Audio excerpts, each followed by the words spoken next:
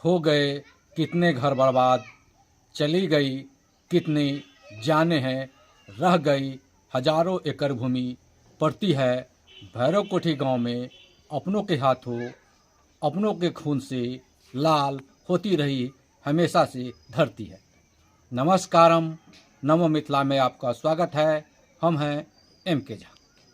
सीतामढ़ी जिले की नगर थाना क्षेत्र के भैरव कोठी गांव में शुभम की हत्या का जिले के लोग तीव्र भर्त्सना कर रहे हैं, क्योंकि शुभम की जिस तरह से हत्या की गई वह बड़ा ही घृणित कृत्य था। हत्यारे जो भी हो उन्हें कठोर से कठोर सजा इस कृत्य के लिए हर हाल में मिलनी ही चाहिए।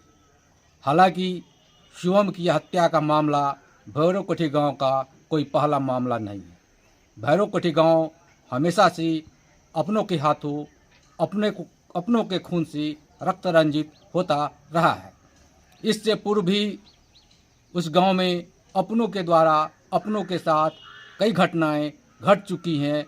इससे पूर्व भी 85 के दशक में कांग्रेस के वरिष्ठ नेता जगन्नाथ झा का इसी तरह घर में घुसकर गोली मार हत्या कर दी गई थी। आज भी उनके परिजन उस घटना से उबर नहीं पाए हैं और फिर हाल में शुभम की हत्या कर एक तरह से फिर गांव में मातमी सन्नाटा पसर चुका है। आइए आपको हम घटना के संबंध में मृतक शुभम की मां, शुभम के परिजन की बातचीत सुनवाते हैं, तो आपको पता चल जाएगा कि घटना के पीछे का कारण क्या है, और साथ ही सदर डीएसपी रामाकृष्णा का बयान सुनवाते हैं। वहीं घटना के संबंध में विस्तार से बताते हैं और दिखाते हैं। सीतामढ़ी जिले के नगर थाना क्षेत्र के भैरव कोठी गांव में शुभम झा की हत्या के तीसरे दिन शुक्रवार को भी परिजनों में कोहराम मचा रहा। शुभम के परिजनों के चित्कार से वातावरण गमगीन होता रहा। घटना के बाद पूरे गांव में शोक की लहर कायम है। हर कोई घटना से दुखी और आहत है। वहीं शुभम के परिजनों में भारी आक्रोश है। परिजन पुलिस की कार्रवाई से संतुष्ट नहीं है। परिजनों का आरोप है कि पुलिस मामले में ठीक से कार्रवाई नहीं कर रही है। अभी घटना में कई लोग शामिल हैं। सभी लोगों की गिरफ्तारी और कठोर से कठोर सजा हो। परिजन पुलिस पर गंभीर सवाल उठा रहे हैं। हालांकि पुलिस ने अब तक घटना में शामिल 3 युवक अंकित झा, आदित्य झा और सूरज कुमार को गिरफ्तार कर जेल भेज दिया है। वहीं घटना में शामिल पिस्टल, 1 खोखा और 2 कारतूस को भी बरामद कर लिया गया है। साथ ही अंकित झा के खून से सने जैकेट भी बरामद कर लिया गया है।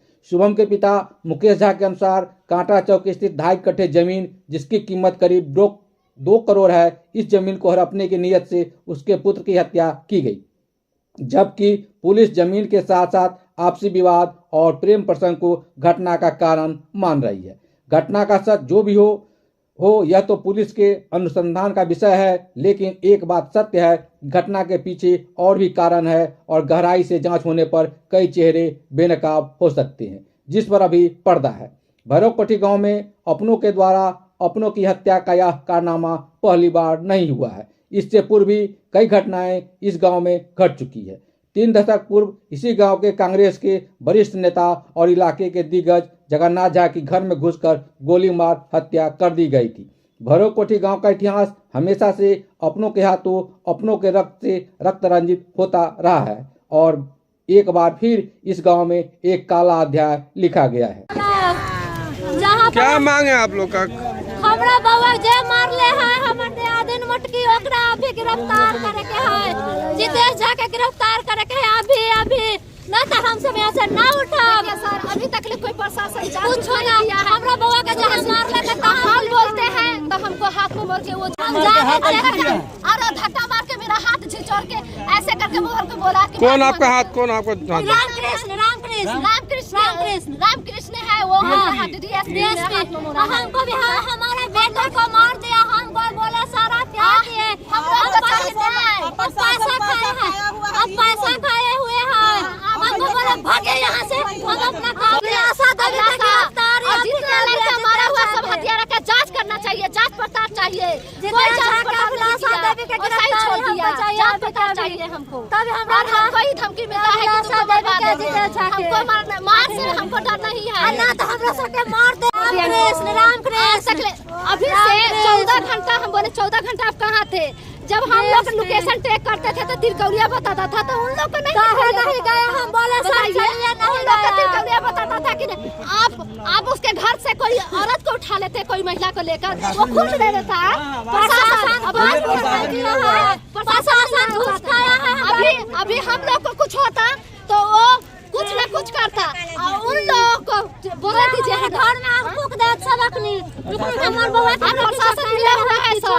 आप गिरफ्तार या बिलासा जी जल्दी होना चाहिए। आज बुलडोजर चले के जाके घर चला चाहिए। आज आए के आए भतीजा के नाम ना धाता। हां वो जितना लगता है हमरा बउआ के 5 नहीं है सर, सिंगल नहीं है, 8-9 आदमी करके मारा हुआ है। तीन लड़का नहीं है, खुद भी मारा है। अभी उसको घर पे बुलडोजर चलना चाहिए और हम लोग को न्याय चाहिए। आप लोग का क्या कहना चाह रहे हैं? मांग हम लोगों का यही है कि 3 लोग अरेस्ट जो हुए हैं ये पैसा के मिली भगत से हुए हैं और यहाँ पे जितेश झा बचे हुए। जितेश झा ही मर्डर करवाया है और इसमें और 4-5-6 लोग हैं जो अभी फरारी में भागा हुआ है, उसका अरेस्टिंग नहीं हो रहा है। और अभी तक यहाँ पे कोई पुलिस प्रशासन नहीं आया है और कहीं भी कोई भी घटना होता है तो तुरंत पहुँचते, लेकिन यहाँ पे अभी तक नहीं पहुँचे हैं क्योंकि पैसा लिए हुआ है।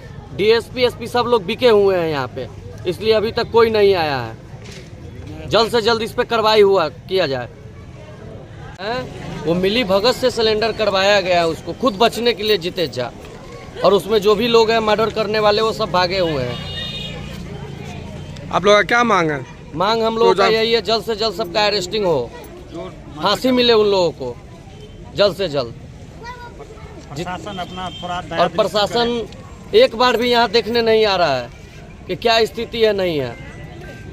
प्रशासन सबका मिली भगत है इसमें सब लोग। कल शाम करीब 7:15 बजे भासर पिकेट जो नगर थाना अंतर्गत पड़ता है उसे ऐसी सूचना प्राप्त हुई कि एक युवक शुभम कुमार जो मोबाइल का दुकान का संचालन भी कर रहा था, वो अपने घर आया और घर से नीचे गया। उसके बाद से वो फ़ोन नहीं उठा रहे हैं एवं उनके लापता होने की सूचना प्राप्त हुई। उसके आलोक में नगर थाना प्रभारी श्री विनय प्रताप सिंह और हम भी वहाँ पहुँचे भासर पिकेट प्रभारी के साथ और हम लोगों ने स्थिति का जायजा लिया। उनके परिजनों द्वारा जो भी कहा गया उन सभी चीज़ों को एकत्रित कर और कुछ तकनीकी इनपुट लेकर हम लोगों ने उसका विश्लेषण शुरू किया और हम लोगों ने अग्रिम अनुसंधान भी शुरू किया। उनके परिजनों ने जो आवेदन दिया उसके आधार पे एक FIR भी दर्ज की गई। जो उनके परिजन थे उनसे कल रात करीब 10:30 बजे पुलिस अधीक्षक महोदय भी आए, उन्होंने भी उनसे मिलकर उनसे सारी जानकारी ली एवं हम लोगों को दिशा निर्देश दिए, जिसके आलोक में हम लोग अग्रिम कार्रवाई कर रहे थे। कल देर रात तक इसकी छानबीन को लेकर जो भी साक्ष्य उपलब्ध हुए उसको लेकर कार्रवाई की गई थी, लेकिन कुछ ज़्यादा हाथ नहीं लगा। आज सुबह ऐसी सूचना प्राप्त हुई कि कल जो बथनाव थाना अंतर्गत रानी का पुल है जो कि सुनसान इलाका पड़ता है, वहाँ कुछ संदिग्ध मूवमेंट देखा गया था एवं ऐसा प्रतीत होता है कि कोई जो है वहाँ पर एक शव को डिस्पोज किया है। इसके हम लोग अग्रिम कार्रवाई करते हुए काफ़ी सारा पुलिस बल को लेकर वहाँ जाकर हम लोगों ने छानबीन शुरू किया एवं करीब 2-2.5 घंटे की छानबीन के उपरांत वहाँ से जो कल जो लापता युवक थे शुभम कुमार, उनका शव बरामद हुआ।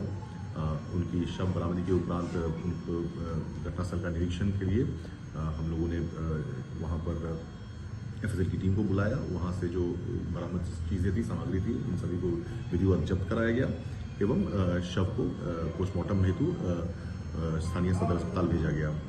इसी क्रम में जो है ऐसी सूचना प्राप्त हुई कि जो घटना को कारित करने वाले लोग हैं और उनका जो हम लोगों ने टेक्निकल विश्लेषण किया, कुछ लोगों को हमने शक के आधार पर चिन्हित किया।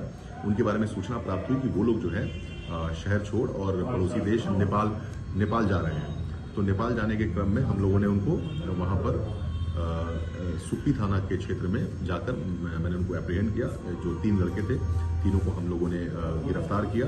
विधिवत गिरफ्तारी के उपरांत उन लोगों से जो है उनकी निशानदेही पे जो मर्डर में प्रयुक्त पिस्टल है उसे भी बरामद किया गया एवं उसके बाद उन तीनों युवकों को हिरासत में लेकर हम लोगों ने उनसे पूछताछ शुरू किया। पूछताछ के क्रम में ऐसा पता चला कि जो उनके द्वारा बताया गया कि उन्होंने घटना करने का मुख्य वजह जो है वो जो मृतक हैं उनकी एक जो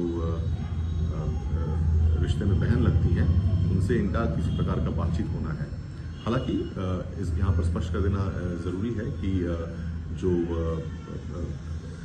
परिजन है उनके द्वारा ऐसा आरोप लगाया जा रहा है कि ज़मीन का विवाद एवं अन्य मनमुटाव को लेकर घटना कारित करने की बात बताई जा रही है।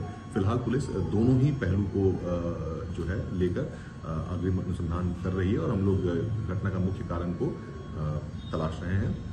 इसके अलावा एक और चीज़ यहाँ क्लियर कर देना ज़रूरी है कि जो घटना जो जिन्होंने घटना करता है उनको हम लोगों ने जो तीनों आरोपी को गिरफ्तार किया है उनसे यह पता चलता है कि घटना जो है वो कल करीब 6 साढ़े 6 के बीच की घटना है एवं उसके बाद इन्होंने वहाँ से जो जहाँ घटना करा था वहाँ से करीब 8-10 किलोमीटर की दूरी पे ले जाकर शव को डिस्पोज किया है, जो कि जब तक पुलिस को सूचना मिली तब तक ये सब सारा काम किया जा चुका था।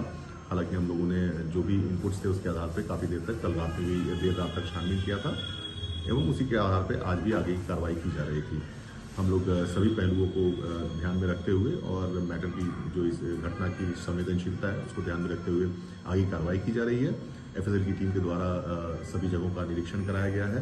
घटनास्थल से एक खोखा एवं 2 लाइव कार्ट्रिजेस भी बरामद किए गए हैं मर्डर वेपन के अलावा, और जो एक जो मुख्य आरोपी है उसने जो उसके जैकेट पे जो शव खून लगा था उसको भी हम लोगों ने कुम्मा पुल के पास से पानी से बरामद किया है। कुछ गोताखोरों की मदद लेकर अग्रिम अनुसंधान जारी है और भी जैसे जैसे साक्ष्य संकलन होगा एवं जो पीड़ित हैं उनके परिजनों द्वारा और भी जैसी बातें बताई जाएंगी या और भी आगे जाकर जो जानकारी दी जाएगी उसको सभी को नज़र में रखते हुए हम लोग आगे की कार्रवाई करेंगे।